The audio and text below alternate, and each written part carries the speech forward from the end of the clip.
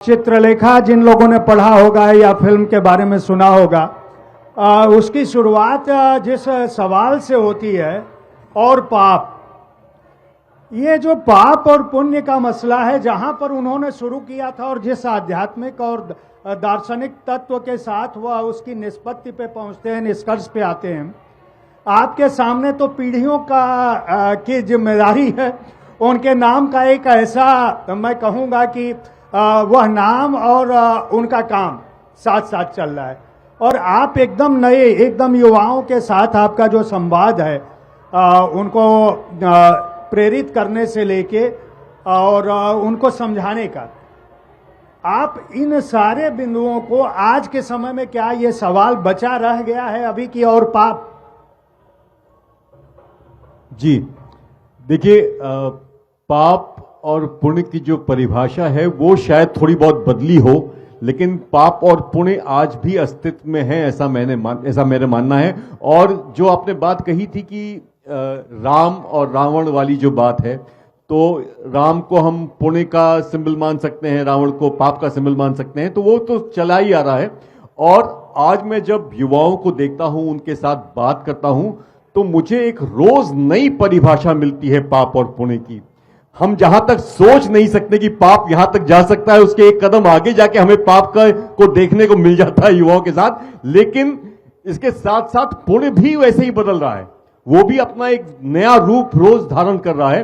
पुण्य की पहले परिभाषा जो हम लोग बचपन में समझते थे कि किसी की आपने मदद कर दी वो पुण्य हो गया, या आपने किसी को खाना खिला दिया वो पुण्य हो गया। आज अलग ही तरह के पुण्य की बात होने लगी है। और जो आपने एक बात कही जयप्रकाश जी, जो पीढ़ियों का दायित्व है, कभी कभी ये नुकसान पहुंचाता है, कभी कभी लोगों की अपेक्षाएं बढ़ जाती हैं। मैं आपको सच बताऊं, जब मैं कभी कहीं पर संवाद करने जाता हूं या भाषण देने जाता हूं, तो ये बात मैं अंत में बताता हूं कि मैं किस परिवार से आया हूं, क्योंकि पहले बताने में लोग हो सकता है आपको जज करने लग जाएं। ये बात मैं बाद में बताता हूं। तो इसका थोड़ा बहुत नुकसान है, लेकिन फायदे ज्यादा हैं। फायदे ज्यादा हैं। आपको जब आप बताते हैं कि आप इस परिवार से आ रहे हैं, तो एक जो रेडीमेड जैसे होता है ना, पतंग को छुड़ैया मिल जाती है, तो मुझे वो मिल जाती है, उड़ना मुझे स्वयं पड़ता है। आप ये बताकर कि आप उनके पौत्र हैं, बहुत आगे तक नहीं जा सकते यदि आपके पास स्वयं कुछ ना हो करने को। क्या बात, बहुत अच्छी बात। यानी कि आपको स्वयं कुछ बनना पड़ेगा, आप केवल नाम से काम नहीं चला सकते। और ये बात राजनीति से लेके हर क्षेत्र में अभी दिख रही है। और शायद सृजन का यही मूल तत्व है कि ज्ञान का कोई विकल्प नहीं है। मैं शैलेंद्र सागर जी से जानना चाहूँगा कि आज जो कथापन है, इस समय जो कहानियाँ लिखी जा रही हैं, उपन्यास भी इसमें शामिल माने, मैं कथा की जब बात कर रहा हूँ तो उसमें कविता का भी कुछ अंश मान सकता हूँ। जो खंड काव्य आ रहे हैं वो भी किसी न किसी कथा तत्व के साथ ही सामने आ रहे हैं, विधागत विभेद की बजाय। मेरा आशय ये है कि जो हमारा आज का समाज है, उसकी जो आवश्यकताएं हैं, उसकी जो अपेक्षाएं हैं, उसका जो आदर्श है और उसकी जो विसंगति है, क्या हमारा कहानीकार उसको उसी निडरता से दर्ज कर पा रहा है? बहुत ही महत्वपूर्ण और सामयिक विषय है ये, और हम लोग अक्सर इस बारे में बात भी करते हैं। आपने जो विधाओं के बारे में बात कही थी, एक दो बातें उसके बारे में करके मैं आपकी दूसरे सवाल पे आऊँगा। कहा जाता है कि कोई कहानी बिना कविता की नहीं होती, और कोई कविता बिना कहानी के नहीं होती। और अब तो एक इस तरह का चलन भी शुरू हो गया है, जिसको कहते हैं विधाओं की आवाजाही, कि किस विधा में आप लिख रहे हैं, किस विधा में वो छप रहा है, और फाइनली उसकी किस विधा में उसको मान्यता मिल रही है। ऐसे दृष्टांत हम लोगों के सामने हैं। पुरस्कृत हो रहे हैं किसी और विधा में हो। बहरहाल ये एक अलग विषय है। जहाँ तक आज के समाज की या समाज का चित्रण है, या समाज में जो कुछ है, या जो आज का समाज साहित्य से अपेक्षा करता है, वो किस हद तक उसको पूरा कर पा रहा है, ये बहुत ही एक विचारणीय प्रश्न है। और मेरा ये मानना है कि जैसे जैसे आज जीवन बहुत जटिल होता जा रहा है, तरह तरह की कॉम्प्लिकेशंस है लाइफ में, बहुत विस्तार हुआ है क्षेत्रों का, अपॉर्चुनिटीज़ बहुत बड़ी हैं, लोगों की मानसिकता जो है बदली है, औद्योगिकरण हुआ है, भूमंडलीकरण हुआ है, पूरा दुनिया एक ग्लोबल विलेज बन गया है। कहने का मतलब ये है कि समाज जो है उसमें इस तरह की नई नई जटिलताएं पैदा हो गई हैं और उसका इतना विस्तार विभिन्न क्षेत्रों में हुआ है जो शायद आज से 50 साल पहले कोई सोच भी नहीं सकता था। तरह तरह के जॉब्स हैं, ऐसे ऐसे जॉब्स हैं जिनके बारे में हम लोगों ने कभी कल्पना नहीं की थी कि इस तरह की भी नौकरियां आगे चलकर होंगी। इस तरह की विविधता जो समाज में है,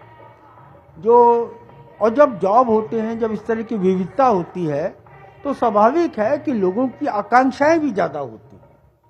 आज के युवा की जो आकांक्षाएं हैं वो हम लोगों की जो आकांक्षाएं थी उससे कहीं ज़्यादा हैं। वो बहुत दूर तक सोचते हैं और उनको ये भी मालूम है कि हम कुछ भी कर सकते हैं। उनमें इतना आत्मविश्वास है, हम कुछ भी कर सकते हैं। इस तरह का आत्मविश्वास मुझे ऐसा लगता है आज से 40-50 साल की पीढ़ी में नहीं था। कहने का आशय यह है मेरा कि बहुत एक नए तरह की दुनिया धीरे धीरे सामने आ रही है, उसमें बहुत वैरायटी है, उसमें बहुत कॉम्प्लिकेशंस भी हैं, जटिलताएं भी हैं, उसमें तरह तरह की एक्सपेक्टेशंस हैं, तरह तरह के एफर्ट्स हैं और ऐसे क्षेत्र रोज़ हम एक्सप्लोर कर रहे हैं जो कि पहले सोच ही नहीं गए थे। और अब एक नया चैलेंज आर्टिफिशियल इंटेलिजेंस पैदा कर रही है। आर्टिफिशियल इंटेलिजेंस सब क्षेत्रों में चुनौती दे रही है, साहित्य भी उससे अछूता नहीं है। लोग कह रहे हैं कि बहुत जल्दी वो ज़माना आएगा, शायद अगले 15-20 साल में, कि बिना लिखे लेखक एक उपन्यास लिख पाएगा या दे पाएगा आर्टिफिशियल इंटेलिजेंस के माध्यम से। आर्टिफिशियल इंटेलिजेंस के थ्रू वो चीज़ों को लिख लेगा और अपना बिना कुछ कलम चलाए वो शायद एक पूरी कृति पैदा कर सकेगा।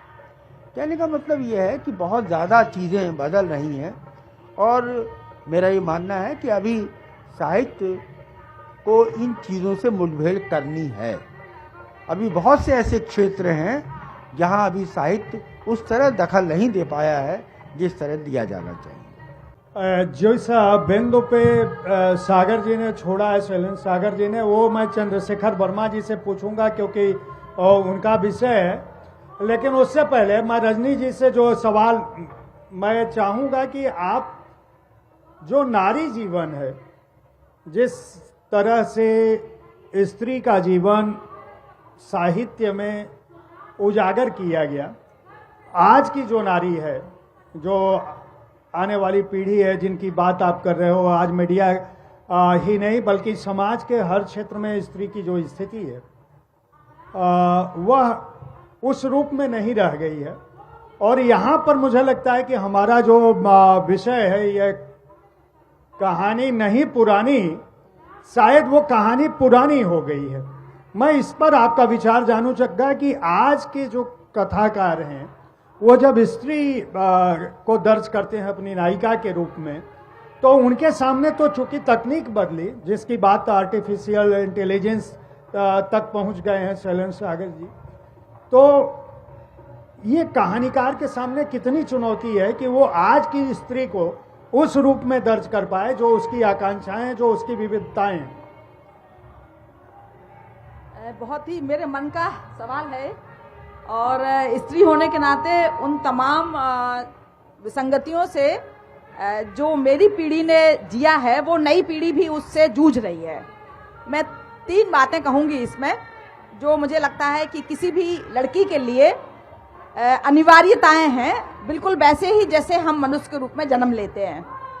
मेरे जमाने में निजता, आज़ादी और आत्मनिर्णय 3 मुद्दे थे कि स्त्री को निजता के लिए जूझना पड़ता था। वो कोई भी फैसला अपने तय लेती थी तो इम्प्लीमेंट करना मुश्किल था। तो आज़ादी किस चिड़िया का नाम है, ये हमारे जमाने में समस्या थी। आज की जो लड़कियां हैं वो मुझे सबसे पॉजिटिव चीज है कि वो बहुत एम्पावर्ड हैं, और मैं बहुत ही खुशी खुशी अपनी नई पीढ़ी की लड़कियों को देखती हूँ कि वो मजबूत हैं।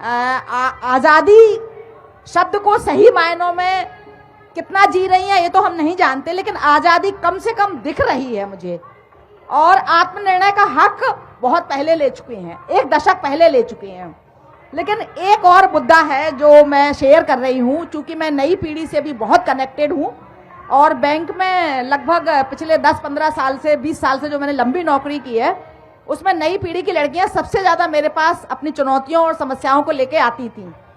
तो परिवार संस्था अभी लोकतांत्रिक नहीं हुई है, ये एक मुद्दा है जो नए जमाने की लड़कियां भी जिससे जूझ रही हैं कि परिवार संस्था में लोकतंत्र सही मायने में अभी तक नहीं आ पाया।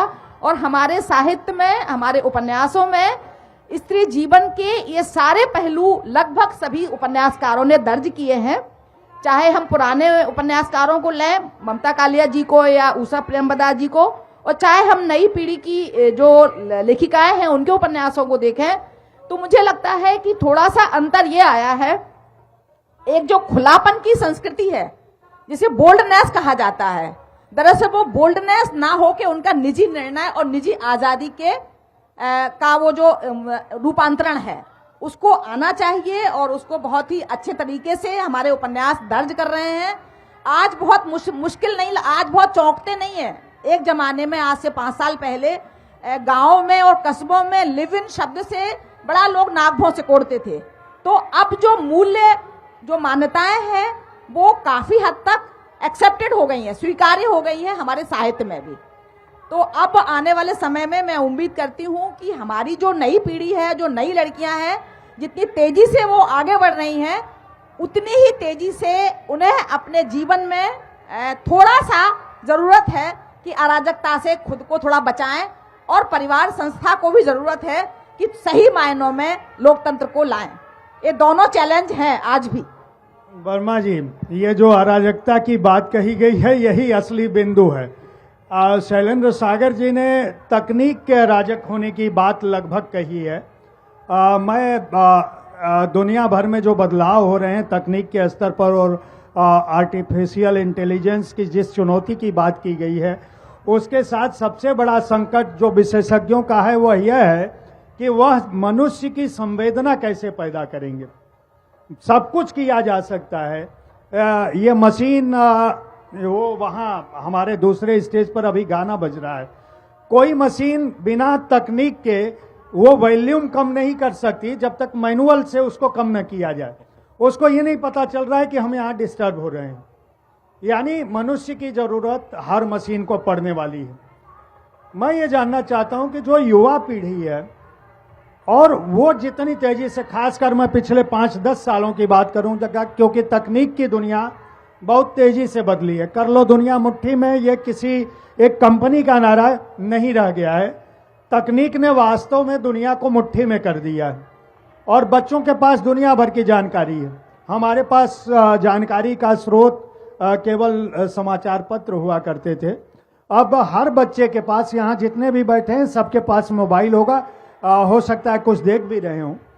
तो क्या आज का कहानीकार हमारे इन युवाओं को सोशल मीडिया से अलग करने या सोशल मीडिया को साथ लेकर चलने, क्योंकि वहां बहुत कुछ है, वो एक समुद्र है जहां से उनको एक बुध मोती चुराना है। क्या वो चुरा पा रहा है? क्या कथाकार इस बात को समझ पा रहा है कि ये जो सोशल मीडिया की दुनिया पे हमारे युवा जिंदा हैं, उनकी चुनौतियां, उनकी समस्याएं, उनकी आवश्यकताएं क्या है? उनको रोटी की भी जरूरत है और उनको ज्ञान की भी जरूरत है। क्या इस दिशा में कुछ काम हो रहा है, और आप लोग क्या सोच रहे हैं? जी, 2-3 पहलू हैं आपके प्रश्न के। पहली बात आपने कही, जो पीछे से हमें पार्श्व में संगीत सुनाई पड़ रहा है, कोई तकनीक इसको कम नहीं कर सकती, लेकिन एक तकनीक हम सबके मस्तिष्क में है। ये मैं मनोवैज्ञानिक पहलू दे रहा हूं आपको, कि अगर आप सोच लें कि आपको वो नहीं सुनना है और ये सुनना है, तो मस्तिष्क में आपके ऑटोमेटिकली उसकी जो वॉल्यूम है वो कम हो जाती है। दूसरी बात जो आपने कही कि जो सोशल मीडिया में खोया हुआ युवक है, उसके प्रति हमारी कथाकारों की क्या जिम्मेदारी बनती है कि कैसे हम उन्हें अलग करें। वही सोशल मीडिया, वही मोबाइल फोन में आपके पास एक सेगमेंट है जहां पर आप जाके पढ़ भी सकते हैं उपन्यासों को, कहानियों को, और बहुत सारे बच्चे पढ़ते भी हैं। ये जिम्मेदारी हमारी है, हम ऐसा साहित्य रचें जिससे युवा अपने आप को जोड़ सकें। और अगर वो जोड़ लेंगे, देखिए संगीत भी बहुत तरह के हैं, सोशल मीडिया पे भी बहुत तरह का कंटेंट उपलब्ध है। बच्चे कौन सा कंटेंट चुन रहे हैं, इसमें दो पहलू हैं। एक, वो कंटेंट जो उनको परोसा जा रहा है, तो वो उसमें वो अपनी चॉइस नहीं ले रहे हैं और वही चुने, तो हमारी जिम्मेदारी ये बनती है कि उनको अच्छा कंटेंट परोसें। दूसरा ये है कि ये चीज उनको करने दी जाए थोड़ी देर। हर चीज की एक अपनी प्रोडक्ट लाइफ साइकिल होती है, तो मुझे लगता है कि धीरे धीरे उससे उनका भी मन भर जाएगा। और आजकल मन बड़ी जल्दी भी भरता है, कोई भी चीज बहुत लंबे समय तक नहीं चलती है। तो एक समय आता है जब आप एक चीज पे उलझ जाते हैं, कुछ समय उस पर बिताते हैं, लेकिन फिर वापस आते हैं। तो अगर हम लगातार अच्छा साहित्य, अच्छा कंटेंट देते रहेंगे तो वो उस पर वापस आएंगे। ये मेरा बहुत फर्म बिलीव है। अराजकता की जो आपने बात कही, अराजकता हो सकता है थोड़ा सा हार्श शब्द हो, लेकिन एक किस्म की आजादी तो मैंने देखी है इसमें। और इस अराजकता को आप किसी विजिबल जंजीर से नहीं रोक सकते। ये फिर वही बात की, ये मनोवैज्ञानिक जंजीर है जिसको आपको तोड़ना है। और इनको आजादी देने के बाद मैंने बताया कि मैं बहुत संवाद करता हूं, इनको जब आप आजादी दे देते हैं, इनको आप इनकी भाषा में, इनके थॉट प्रोसेस के अनुसार जब ढालते हैं, तब ये आपकी बात सुनना शुरू कर देते हैं। और मैं थोड़ा सा सौभाग्यशाली रहा हूं कि मेरी, चाहे वो कहानियां हो, चाहे वो मेरा उपन्यास हो, चाहे मेरी बातें हो, मेरी बातें सुनी जाती हैं। और इसका एक फायदा मुझे डायरेक्टली ये मिलता है कि मैं भी थोड़ा देर युवा बन जाता हूं उनके साथ, तो वो चीज रहती है मेरे साथ।